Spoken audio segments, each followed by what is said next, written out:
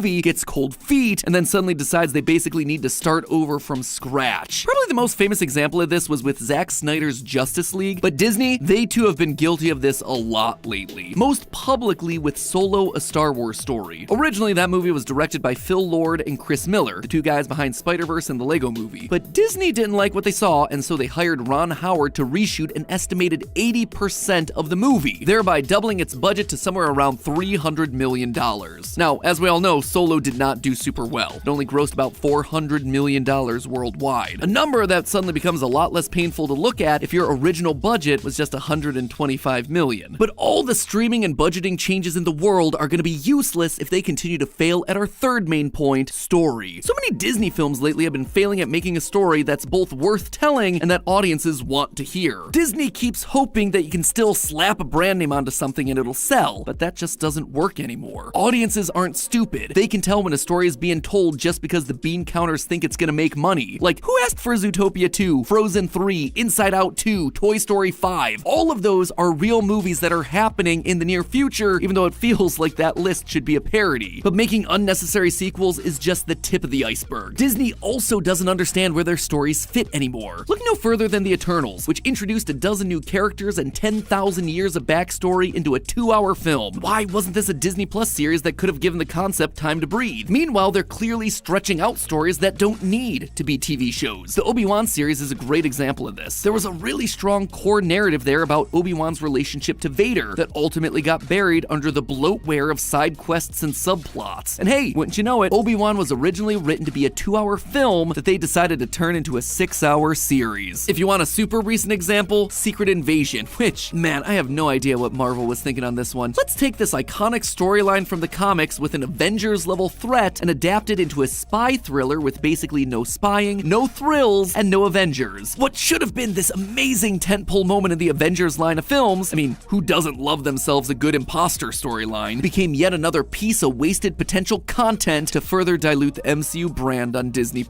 And again, here's the problem when you start dumping out a lot of content all at once just to keep us on the digital treadmill. People start to see patterns, they see the trends, the formulas that you're using. For example, why have so many big tentpole Disney releases lately had a main character becoming jaded just because they lost a loved one? It happened with Han Solo, Luke Skywalker, Indiana Jones, Obi-Wan Kenobi, heck, even Haunted Mansion and Secret Invasion, which you probably shouldn't know because why would you ever bother to see those things? This generation of stories has seen our fictional heroes become miserable. And let's be real, that is not something that fans want to see. We fell in love with these characters for a reason. They inspired us for a reason. Seeing them crushed under the same depression of reality that we real people face every day is not fun. Sure, it might be more realistic to see a disillusioned Indiana Jones, but audiences go to the movies to escape from reality, to believe in something better, something greater, to have something to hope for and aspire to. And Disney is no longer providing those hopeful messages. So that's a lot of doom and gloom, right? Is there any way that Disney, and really the entire film industry, can fix all these issues? Well, yeah, actually, all you gotta do, treat it like a YouTube channel. What I mean to say is that they need to program their slate of movies just like you do a YouTube channel. I'm gonna let you in on a little secret here, loyal theorists. We spend a lot of time thinking about what theories we put up across all the different channels, with multiple weekly meetings trying to figure out what would work best where, planning out when things should go up, and what videos complement each other, all for the overall health of the business. You can't just throw up a video willy-nilly and hope everything goes well these days. No, you need to make sure that you have solid videos here and there to keep the system and your viewers happy. And everything we talked about today with Disney are things that regularly come up in our day-to-day conversations about how to run things here at Theorist. First of all, we have a quality bar that episodes just have to hit. Otherwise, they're not going to get made. Our primary metric in the success or failure of a video isn't revenue, it's actually you, the community. Could we make more money by pumping out more episodes every week? Probably. But in the process, we would burn you out, and by necessity, dilute the show as we greenlight worse and worse episodes. See, in YouTube analytics, they give you a handy little chart ranking your most recent releases from 1 to 10 in terms of how well it's performing. Well, ideally, every upload you do is going to be a 1 out of 10. That's just not realistic to have that sort of expectation. In the end, something is inevitably going to be a 10 out of 10. And if you're good at what you do, you know when those 9s and 10s are going to hit, and so you have to surround that low performer with stuff that you know is going to do well. Otherwise, you risk taking L after L after L, and you start making a narrative about how bad your stuff is now, how much it's fallen off, or worse, the algorithm decides that people no longer care about your channel. Apply this concept to Disney, and you immediately see what they have to do with their IP. When you have back-to-back-to-back-to-back disappointments line up, like in Marvel's recent roster, it creates a downward spiral that's pretty hard to break in the public consciousness. But if you mix in one or two goods with the bad strategically, suddenly it's much harder to craft a doom and gloom narrative. Here's an example programming lineup: Multiverse of Madness, Wakanda Forever, Guardians 3, Love and Thunder, Quantumania. That looks a lot different from what really happened, where Guardians 3 appeared at the end. The real release order gave you 4 disappointments in a row before you got a small pick-me-up with the generally well-received Guardians. But if Guardians had been in the middle, the disappointments are suddenly broken up. There's a gap there. The lackluster movies on either side of it, it's just a franchise coasting along waiting for the next big event. In fact, I could make this programming lineup even better if Wakanda Forever had actually been first in the list. The mediocre performance of Wakanda actually was made significantly worse by the disappointment of Multiverse of Madness that came directly before. Had it come before Doctor Strange, that movie wouldn't have been saddled with all the extra scrutiny of, is Marvel losing its way? If Wakanda Forever isn't good, it means it's the end of Marvel, thereby leading to a different cultural conversation around it. Release order matters when it comes to shaping the narrative around your brand, and it matters a lot. The same thing holds true for any experimental episodes. Disney needs to be making films about new IP, like Pixar's Elio, or lesser-known characters like Marvel's Moon Knight. But obviously those projects are going to be risky, so you balance that risk out by putting them between other projects you expect to do well. Your Toy Story 5s, your Avengers, your Guardians. This accomplishes 3 things all at once. You mitigate your risk, you spread out the quote-unquote cash grabs, and you potentially find your next explosive IP. Again, let's look at film theory for an example. On this channel, we have a few relatively sure things: our tentpole programming, analog horror, Spider-Man, nostalgic kid shows. And knowing that, we're able to put the stuff that we're not sure about between them. And then if something surprises you and it does manage to explode, bam! You have yourself a new strong subject to slot other unknowns in between. That is literally what happened to us with the Backrooms. We weren't sure how that one was gonna do, and it ended up doing gangbusters, with people wanting more and more of our analysis videos while they wear their new absurdly comfortable theory wear hazmat puffer jackets. The gamble paid off, and it paid off in a big way, but we also know that we can't release too many of those things in too quick of succession. We can't release a Backrooms theory every single week, because even though they'll do well, people will eventually stop caring if we do too much, and they'll stop coming back because we're no longer adding anything to the conversation. Does that sound familiar, Star Wars? How about you, Marvel? Can you relate? And just in general, when running a YouTube channel, you gotta know what episode ideas are gonna work best as shorts and which ones merit a full video. We don't try to take something that's clearly a short and then bloat it into a full 15-minute video, or vice versa. Just like Disney shouldn't be looking at something that's clearly an hour-and-a-half movie and trying to turn it into a 10-episode miniseries just so they get more watch minutes on their streaming app. Content needs to fit where it tells the best story. Lastly, in terms of our budgeting, we have to make sure that an episode can make back the money that we're spending on making it, paying the writers and editors that are working on it, and we budget it just based on the AdSense we expect to make from that video. Anything extra that we get from brand deals or merch sales or whatever is a nice plus. It allows us to expand the team, to do more ambitious projects, but we can't budget every single video that way because eventually we're gonna lose that bet, and we can't run the business anymore. Think of our AdSense like your box office, Disney. Sure, every now and then we could do a more expensive video, something that takes a bit more time, or just invest in a passion project. That's gonna be maybe a once or twice a year thing, not an every release thing. Disney, you can't keep releasing $300 million